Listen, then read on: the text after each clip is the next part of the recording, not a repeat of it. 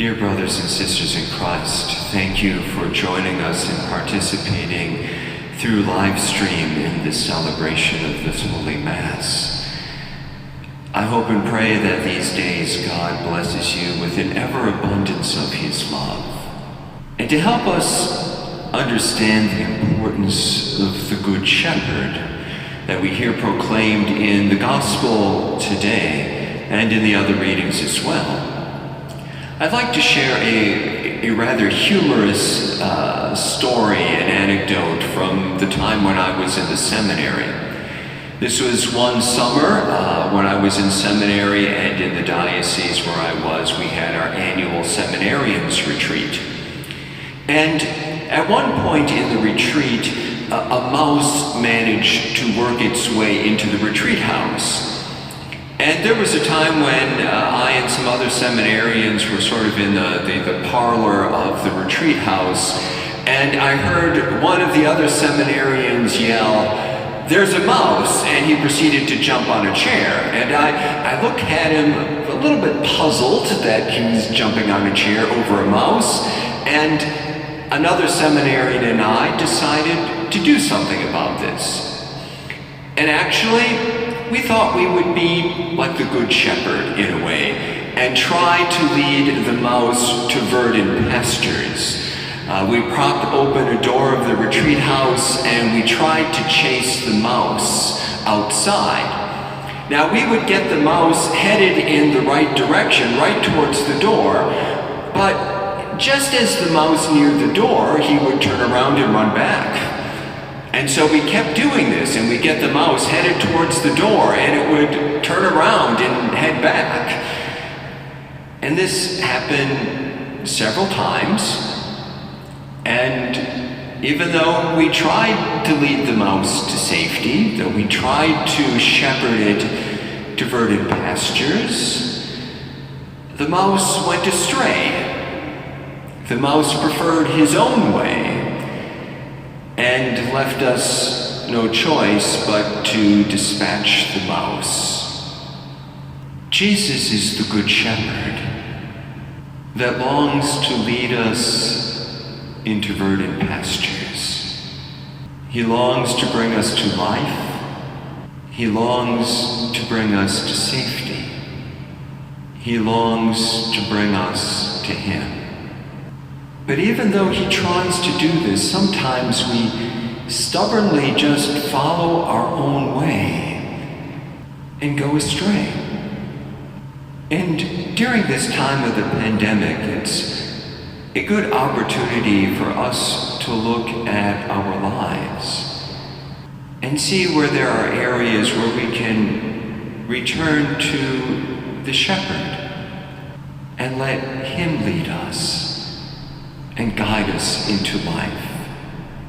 And so we might look at our life if there's any way we've really failed in the love of God, and it is so easy for us to fill our life with other kinds of things. And if we might be in times of distress, even during this pandemic, we might be tempted to fill our life with other kinds of consolations, to indulge in food or substance abuse or pornography, or be obsessed with all kinds of other things, instead of really turning to the Lord and look to Him for strength and look to Him for consolation. Or during times when we are worried and anxious, it's very easy to be preoccupied about ourselves, and we might not be cognizant of other people who are hurting. So instead, in light of love of neighbor, let us reach out and place a phone call to someone who might be lonely. Or let us remember those who might have lost jobs and are suffering, and if we can let us be generous to places that are there helping people in need, such as St. Vincent de Paul Society or St. Francis Connection Center. And this time also gives us an opportunity to learn to surrender to the Lord. Because in our life, in many ways, we really want our own way. And right now, we can't have it. I would rather not be staying at home now. I would much rather have this church be full. I would much rather not have to keep 6 feet away from everybody and not at least shake someone's hand. These are things I would much rather do. But these are things I need to embrace and accept now. And I know for me, this is an opportunity just to surrender my own will and realize that life is not about really what I want. It's really about trusting in the Lord. Life is not really about following my own way. Life is really about following the Good Shepherd. And these sacrifices that we are making now give us this opportunity, just not to follow our own way, but to trust the Good Shepherd. This is not the first time that the human race has seen a pandemic. This is not the first time the church has had to take various measures. For example, St. Charles Borromeo had to close the churches in his diocese. He was a bishop. He had to close the churches in his diocese for 2 years during the plague. And don't worry, we're not closed that long. Our churches are open to pray, and we're making the final preparations to resume the public celebration of Masses again. But when we come back to the public celebration of Mass, for some time it won't be exactly the way we want it to be. We will have to observe a safe social distance of 6 feet from each other, which means the church capacity will be limited.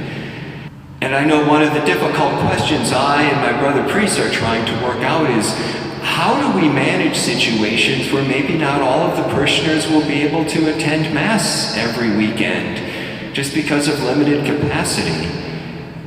And there's only a certain number of Masses that priests can celebrate.